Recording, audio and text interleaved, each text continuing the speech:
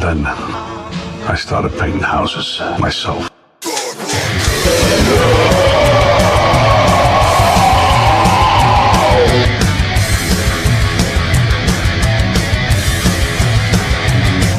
Yeah, this song goes out to anyone who ever has been shit on in their life. Because of a bad relationship, family fucked you over, you think your boss fucking hates you, or something else. Just my Billy Chuck got your fucking back, always. Fucking piece of shit.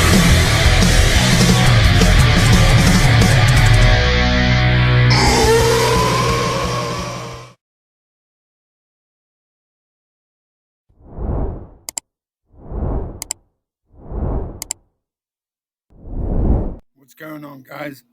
It's your boy Billy Chuck. Episode 3.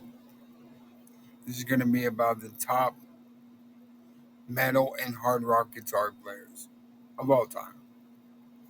Number 1, I'm going to have to go to Dimebag Darrell. Dimebag Darrell was born Darrell Lance Abbott in Ennis, Texas on August 26, 1966. And he died December 8, 2004. He was best known by his stage name, Dimebag Darrell.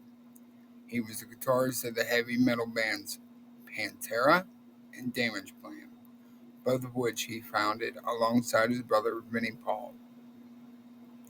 He is considered by many to be one of the greatest guitarists of all time.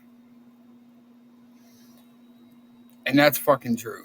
That is fucking true.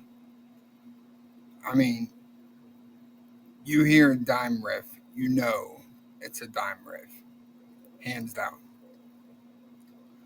But Dime is the son of country music producer Jerry Abbott. Dimebag began playing guitar at the age of 12. Dimebag and Pantera released their debut album, Metal Magic, in 1983. When Dimebag was 16 years old, originally a glam metal musician, Abbott went by the stage name Diamond Darrell at the time.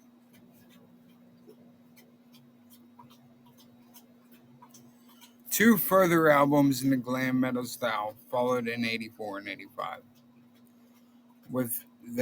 They had a singer before Phil and Selma. His name was Terry Glaze. And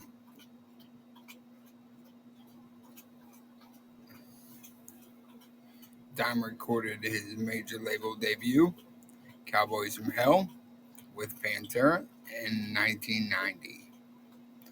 Long fucking time ago, right? But he introduced a groove metal style to metal, which Abbott's guitar playing was, for lack of a better word, innovative. Dime's unique sound on Vulgar Display of Power and the group's third major label record, Far Beyond Driven, debuted at number 1 on the Billboard 294. But, like with a lot of bands, tensions grew within Pantera and reduced its output for the release of The Great Southern Trendkill in 96 and Reinventing the Steel in 2000 was the band's final studio album before they finally broke up. But the Abbott brothers, Dimebag and Vinnie, went on to form Damageplan, which they weren't together that long. It's sad. But Damageplan only released one album. That was Newfound Power back in 2004. Dimebag was also ranked 92 on the list of Rolling Stone's top 100 greatest guitarists of all time. in 2011. Number 19 on Louder's list of the 50 greatest guitarists of all time. In 2018, he placed number 5 on Gibson's list of the top 10 metal guitarists of all time in 2015. And the same year, he was ranked as the most influential metal guitarist over the past 25 years by VH1. But his brother Vinny began playing drums before Daryl received his first guitar. Daryl had previously tried to play the drums. Vinny later said, "I just got better than him," and wouldn't let him play anymore. Kind of like my brother. My brother's a drummer too. And before I started singing, I tried to play drums, but I'm rhythmically retarded. But they recorded 6 hours of Smoke on the Water. They took inspiration from Alex and Eddie Van Halen, and Vinny said in a 2016 interview that he and Daryl were inseparable after they began playing music together.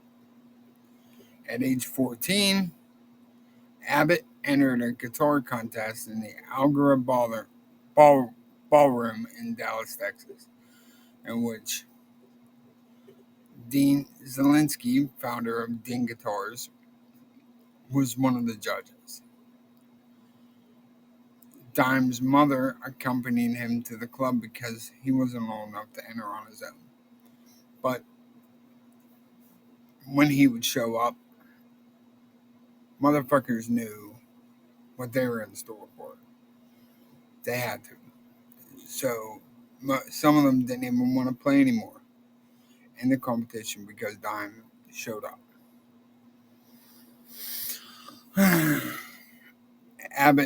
Dimebag won many of the other contests in the area, and he was eventually asked not to compete. Instead, judged the competition so others could win.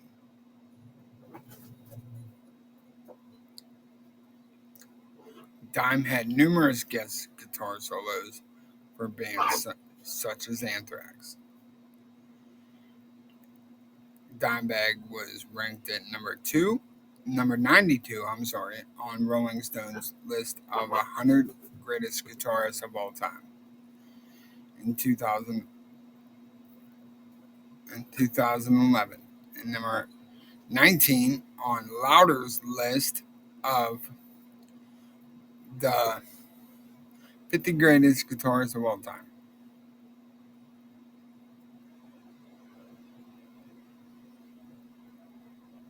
And he was ranked the most influential guitar player of all time over the past 25 years. And that was VH1 who ranked him that. But Dimebag's dad was Jerry Abbott. He was a country music producer.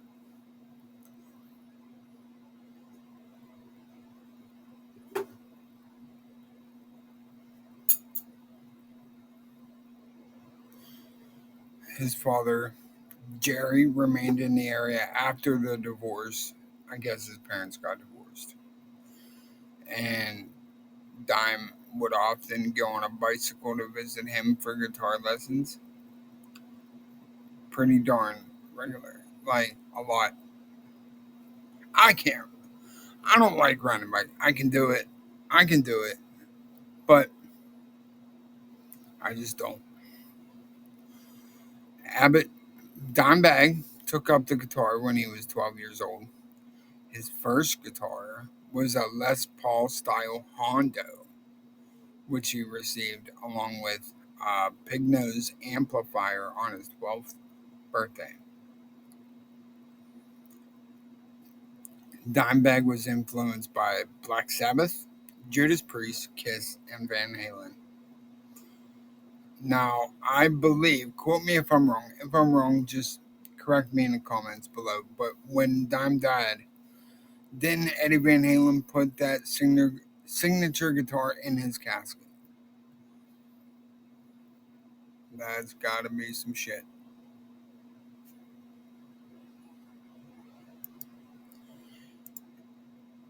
Dimebag, he would initially spend time in his room, standing in front of a mirror, holding the guitar while wearing an Ace Frehley style makeup on his face. Kiss is alright. I mean, they're really not my style, but they're good.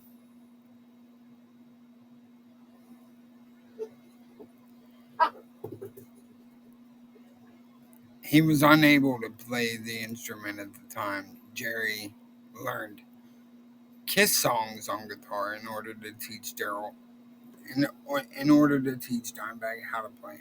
His dad learned and taught him. But Dimebag also learned from country musicians who recorded at Jerry's studios, such as Bugs Henderson.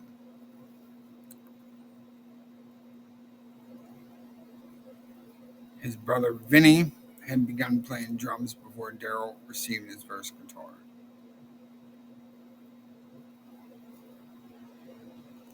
But while on tour with Damage Plan, Abbott was shot and killed by a deranged fan during a performance at the El Rosa Villa nightclub in Columbus, Ohio on December 8, 2004. That's why motherfuckers ain't allowed on stage anymore. Nope. He ruined that. You used to be able to get on stage and stage dive off and shit and have a blast. I remember doing that for some hard rock punk bands back in the day. But when he got shot, 3 others were shot before Nathan Gale was killed by a police officer. Fucking sad. But I'm going to give you guys Dime's recording catalog, everything he did. In 83, he came out with his first album, Metal Magic. 84, he had Projects in the Jungle. 85, he had I Am the Night. 88, he had Power Metal, which I think that was the first album with Phil. 90 came Cowboys from Hell. 92, Vulgar Display of Power, which is my opinion, my favorite Pantera album of all time. 94, they had Four Beyond Driven. 96, The Great Southern Trendkill. And finally, in 2000, Pantera came out with their last album, Reinventing the Steel. Then they formed Damage Plan and released Newfound Power in 2004.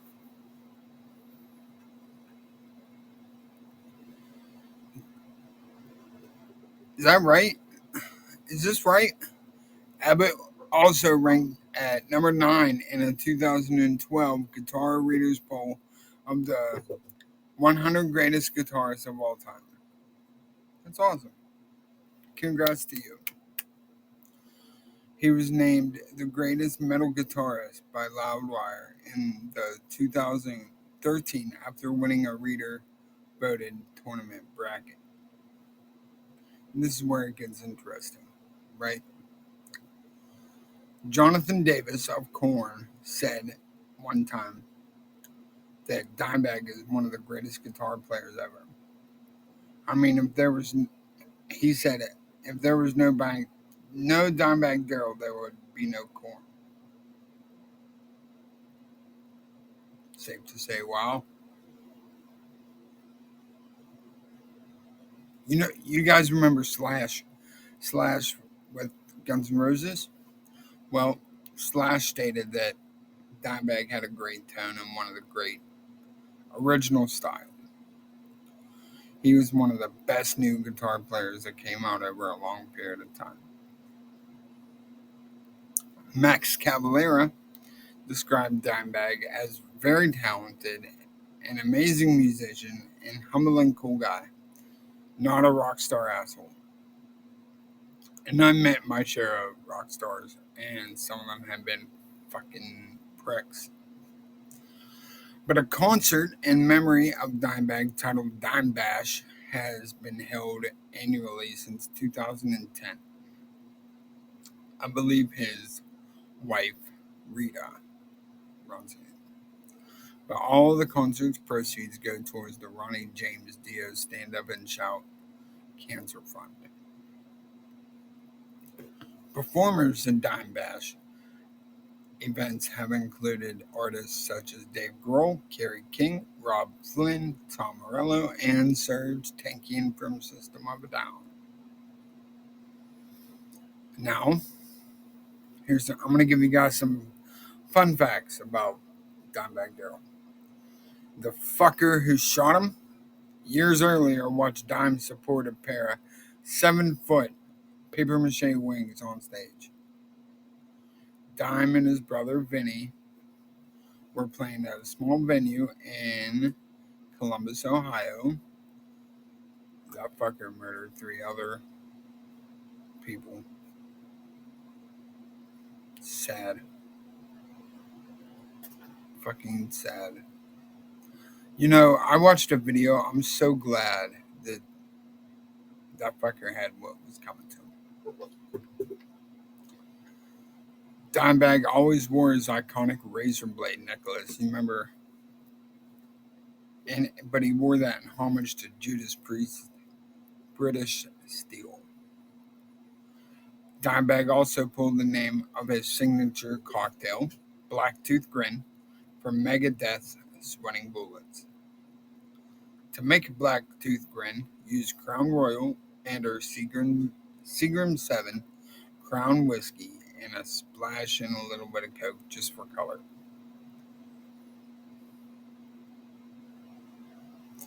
But when Dimebag Darrell needed money to purchase a yellow Pontiac Firebird, he tried to sell the maroon guitar he won in a competition to his friend Buddy Blaze. And that's all I have for you guys. Rock the hell on.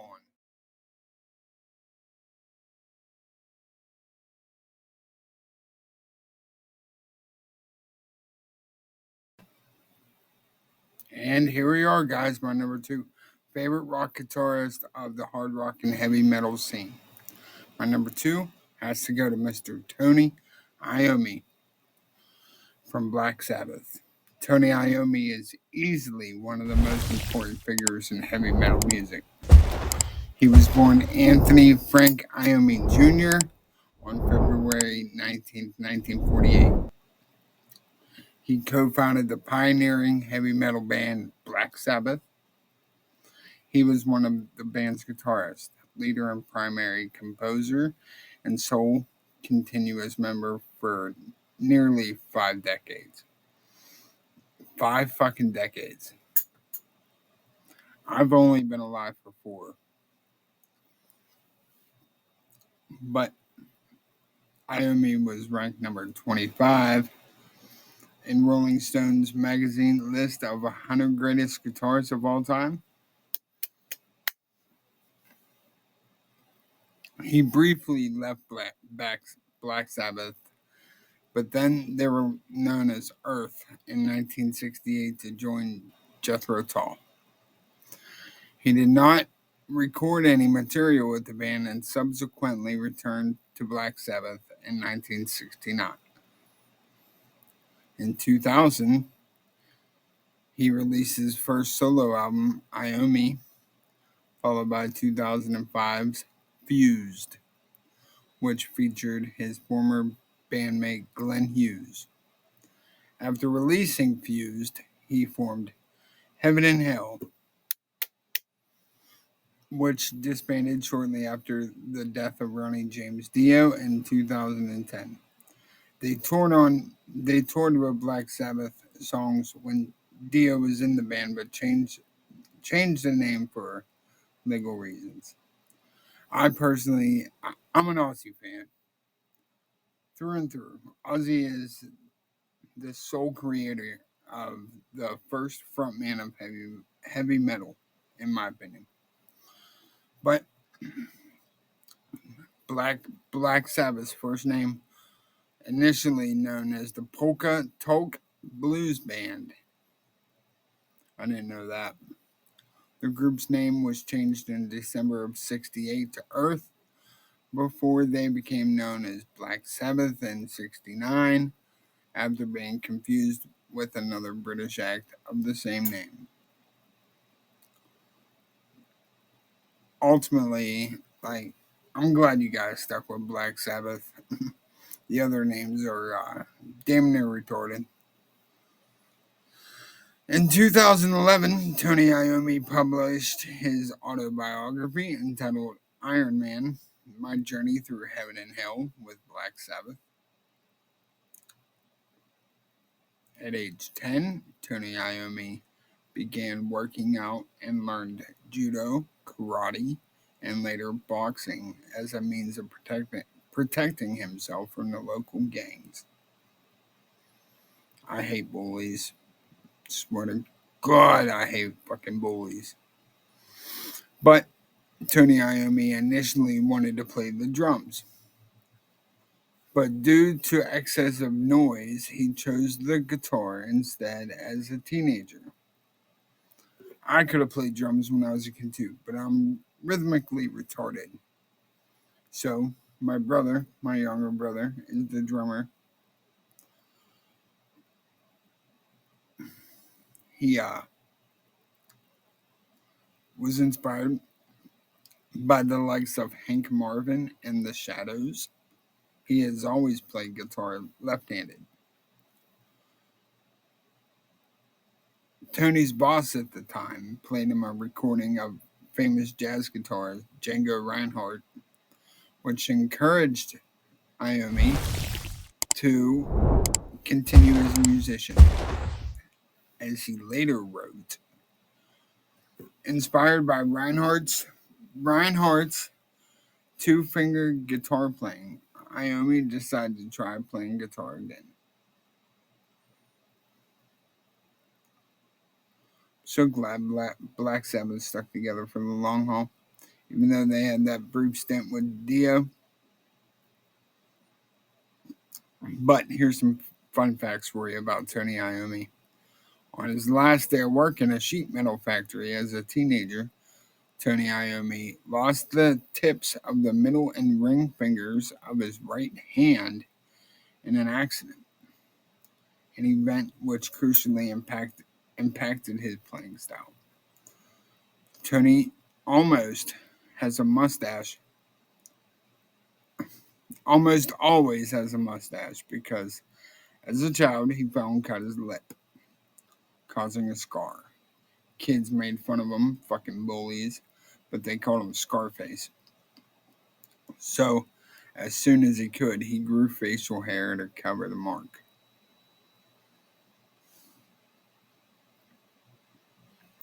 Interestingly, the reason Iommi fell was because a neighborhood bully who collected spiders was chasing him with some eight-legged creatures, and Tony was scared.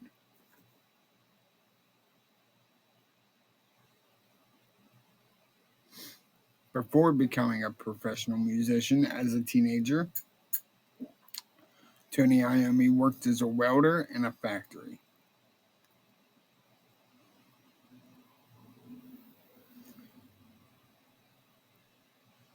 In '68, Tony left Sabbath's forerunner, Earth, to join Jethro Tull.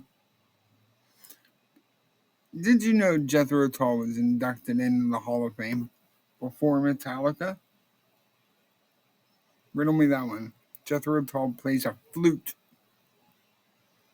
Inducted into the Rock and Roll Hall of Fame before Metallica.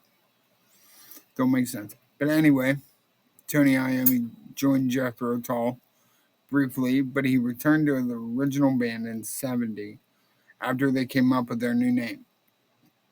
And with them, Iommi recorded their debut album, Black Sabbath.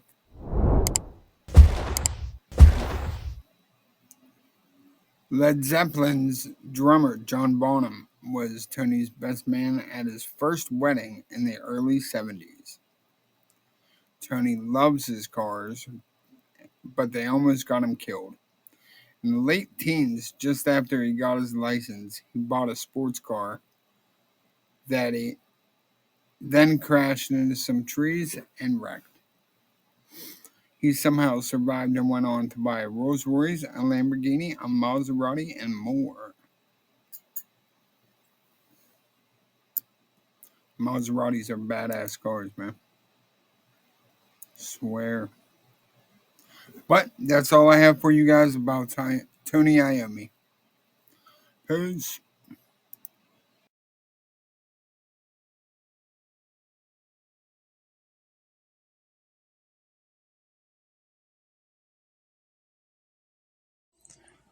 If you guys are liking what you see and what you hear, make sure you hit that like button and hit that subscribe button. Now, let's get back to it.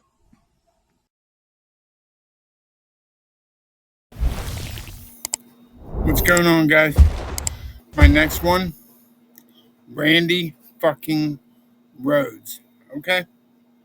Randy Rhodes. He was the co founder and original artist of the heavy metal band Quiet Riot. Okay? And he was the guitarist and co songwriter of Ozzy's first two albums, Blizzard of Oz and Diary of a Madman. Rhodes was inducted into the Hall of Fame in 2021. He was also educated in classical guitar. Rhodes he combined the influences with heavy metal, helping form a subgenre of metal known as neoclassical metal. Bet you didn't know that.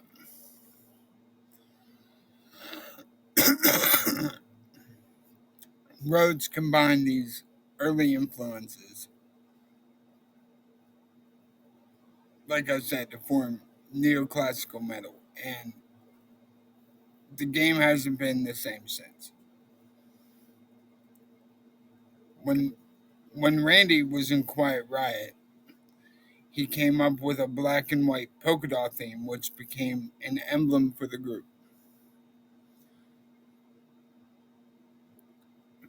He reached his peak as the guitarist for Ozzy Osbourne's solo career, performing on the tracks. You ready for this? Performing on the tracks Crazy Train, Mr. Crowley on the Blizzard of Oz album. Crazy Train got one of them riffs that you just can't forget. I wish I could play guitar, but I can't. But his short career, he's still regarded as a pivotal figure in metal music. He's credited with pioneering a fast and technical style of guitar soloing that largely defined the metal scene of the 1980s.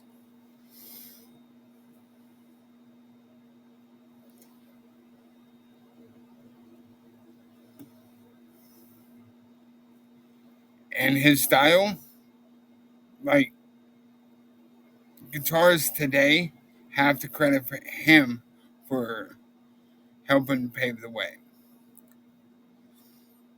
including that two-hand tapping shit, dive bombs, and different scale patterns, drawing comparisons to like Eddie Van Halen. The Jackson Rhodes model guitar was originally his idea, but you didn't know that either. Randy Rhodes met future bandmate Kelly Garney while attending John Muir Middle School in Burbank, California, and the two became best friends.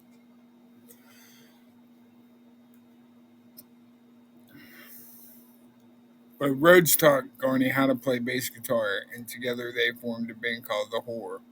The Whore. rehearsing during the day at Ronnie Bingelheimer. And if I'm not saying it right, I'm sorry. Just bear with me here. Rodney Bingenheimer's English Disco. It was a '70s Hollywood night spot. It was during this period that Randy Rhoads learned to play lead guitar. They later formed a cover band called Violet Fox with Rhoads' older brother Kelly on drums. But they were only together for like 5 months. They performed several performances in the Grand Salon at Mosonia. Their set list was Mississippi Queen by Mountain and songs from the Rolling Stones, Alice Cooper, and David Bowie.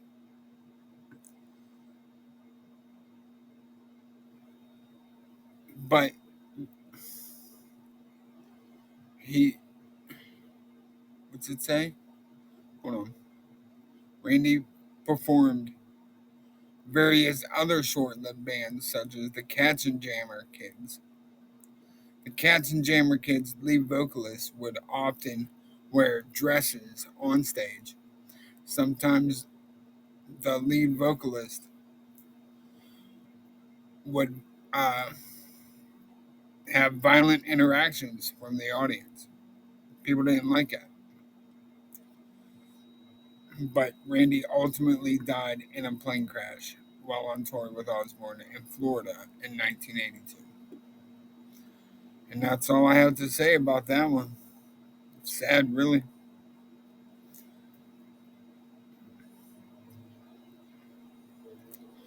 But Randy Rhoads,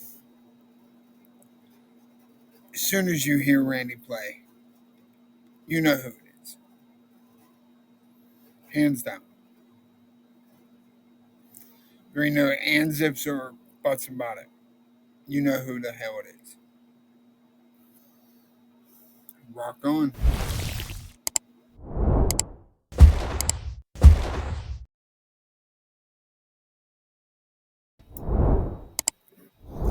And my number 4 would have to go to Mr. Zakk Wylde.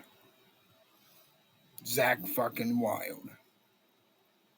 Zachary Philip Wylde was born Jeffrey Philip Wineland in Bayonne, New Jersey on January 14th, 1967.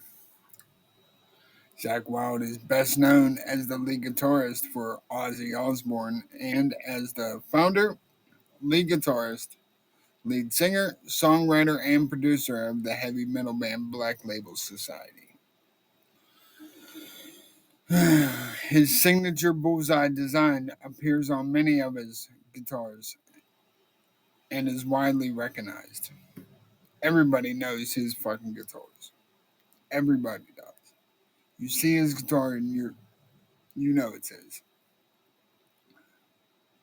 He was also the lead guitarist and vocalist of Pride and Glory, who released one self-titled album in '94 before breaking up.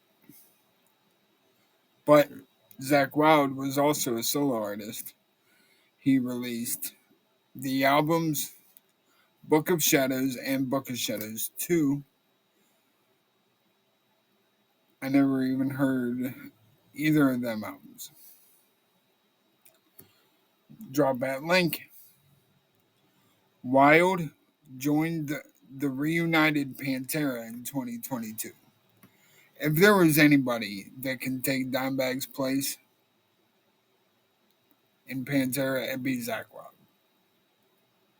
But he is Irish and started playing guitar at the age of 8. You know what I was doing at 8 years old? I was outside playing in the fucking mud. That's the difference. But he did not become serious about it until his early teenage years.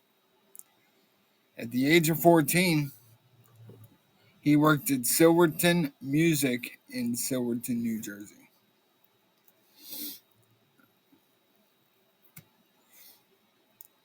He grew up in Jackson, New Jersey, where he attended Jackson Memorial High School. He graduated in 1985.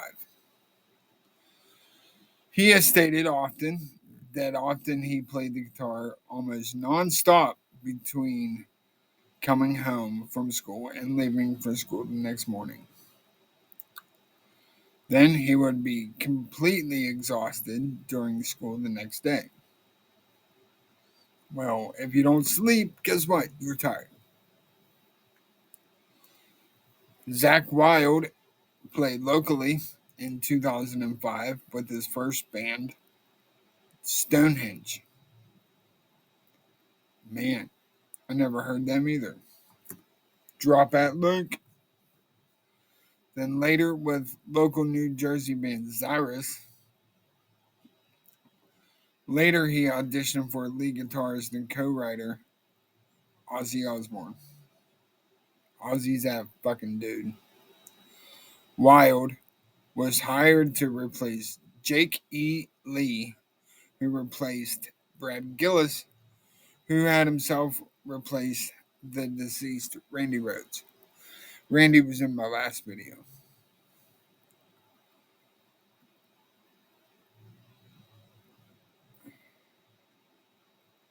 Rhoads remains Wylde's foremost guitar playing and stagecraft influence.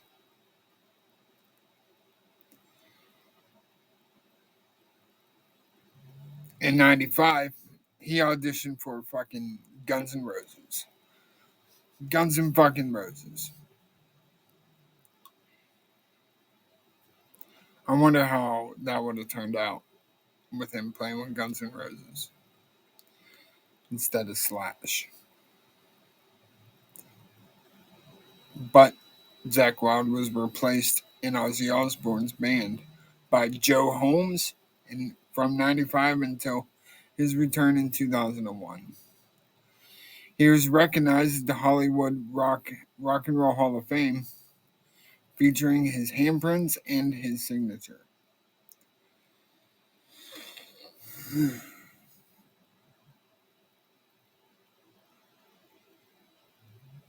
For a time in the mid-2000s, he contributed a monthly column entitled Brutality, BREW, Tality, for Guitar World magazine.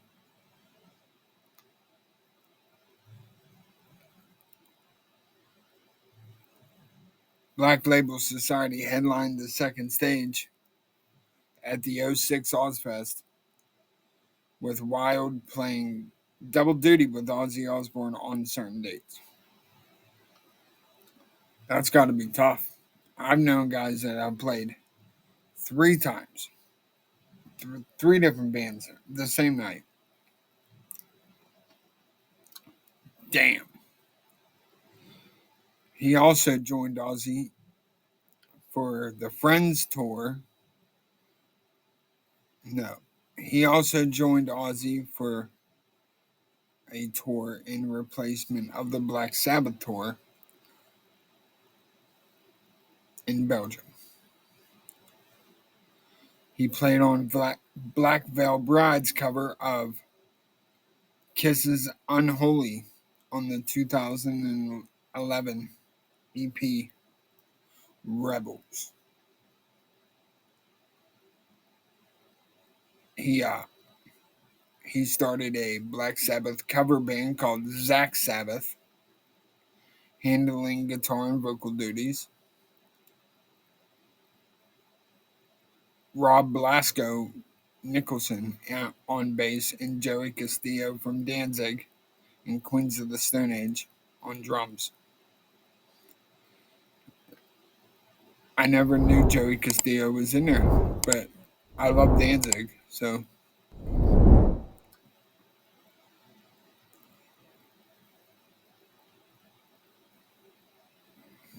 Zakk Wylde was featured on Derek Derek Sheridan's solo albums, including Inertia, The Phoenix, and Vortex.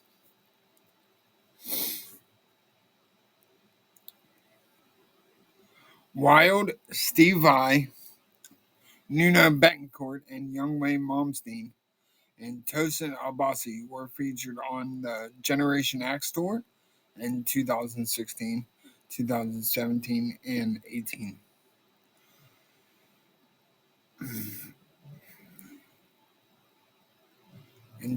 On July 14, 2022, it was announced that Zakk Wylde had joined the reunited Pantera for a fill-in for original guitarist Dimebag Darrell. And like I said, if anyone was able to fill them shoes, it'd be him. But I will go see Pantera. I seen the original lineup their last year. I think it was 2001. I think in Ozfest. I seen the original lineup. That was their last year. I would love to go see him again. But Zakk Wylde is known for his use of Gibson Les Paul custom model guitars.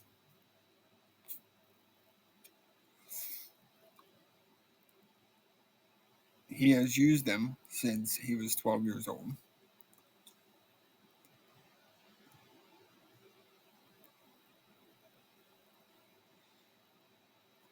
He has a good relationship with Marshall amps.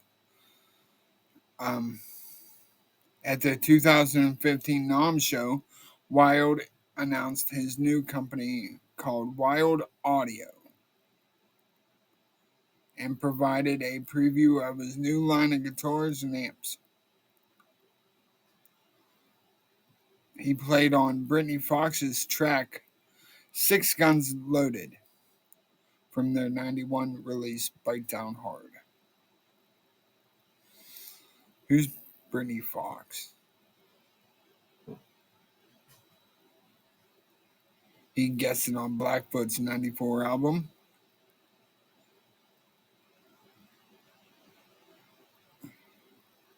What's that say? He appears as guest vocalist and guitarist on the tracks Soul Bleed and Reborn on Damage Plan's debut album Newfound Power. Now, of course, Damage Plan was created by Vinnie Paul and Dimebag after Pantera broke up. He played guitar solos on Dope's Addiction from their newest album, No Regrets.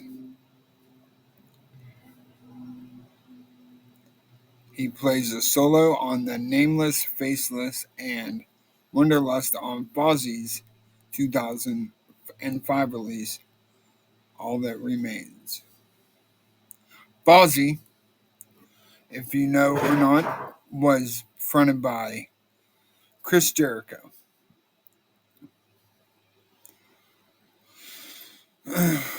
He was on the single Porn Star Dancing, along with guest singers Chad Kroeger and Luda in 2011.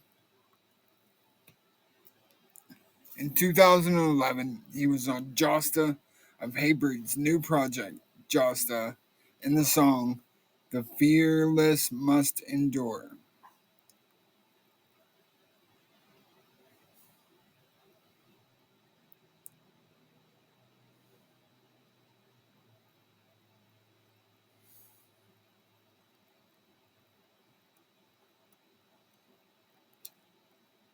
Yeah, he also had some acting appearances. He starred alongside Mark Wahlberg and Jennifer Aniston in the movie Rockstar. He appeared as himself in the Adult Swim animated program Aqua Teen Hunger Force. I seen that episode. In the episode Spirit Journey Formation Anniversary, Season 2, Episode 14. He appeared in the Californication episode Suicide Solution. as Guitar Guy. He appeared in the 2010 film Bones as Jed Bones' uncle. He appeared in the 2008 video game Guitar Hero for his song Stillborn. I think, if I'm not mistaken, wasn't he like the last guy? Like, if you beat Zakk Wylde in playing Stillborn, then you won. I'm not sure. But a little about everything that he's recorded. In 88, he recorded No Rest for the Wicked. 90, he recorded Just Say Ozzy. It was a live album.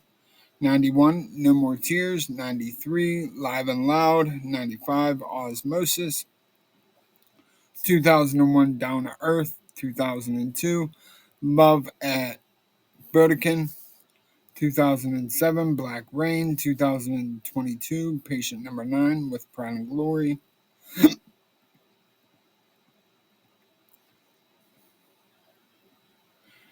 2016, Book of Shadows 2 with Zach Sabbath. 2016, Live in Detroit. 2020, Vertigo with Black Label. 98, Sonic Brew. 2000, Stronger Than Death. 2001, Alcohol Fueled Brutality. 2002, 1919 Eternal. Not to be confused with the Bone Thugs and Harmony album, East 1999 Eternal. 2003, he released The Blessed Hell Ride. 2004, Hangover Music Volume 6. 2005, Mafia. 2006, Shot to Hell. 09, Skullage. 2010, Order of the Black. 2011, The Song Remains Not the Same. 2013, Unblackened. 2014, Catacombs of the Black Vatican. 2018, Grimmest Hits. 2019, Nuns and Roaches, Tasty Little Bastards. 2021, Doom Crew Incorporated. And here's some fun facts for you about Zakk Wylde. In 2012, he gave his boy the name Sabbath Page as a tribute to the musicians who influenced him. This was not the first tribute. He has another son named Hendrix. But he replaced Dimebag Darrell in Pantera's reunion. I will see that show. I will. He's part of the Generation X supergroup alongside great guitarists like Steve Vai, Nuno Bettencourt, Young Way Malmsteen, and more. That's all I got for you about Zakk Wylde. And as always, guys, if you like what you seen, like what you heard, and if you like spending time with your boy Billy Chuck, hit that like button, hit that subscribe button, and let me know what you think. Leave some comments.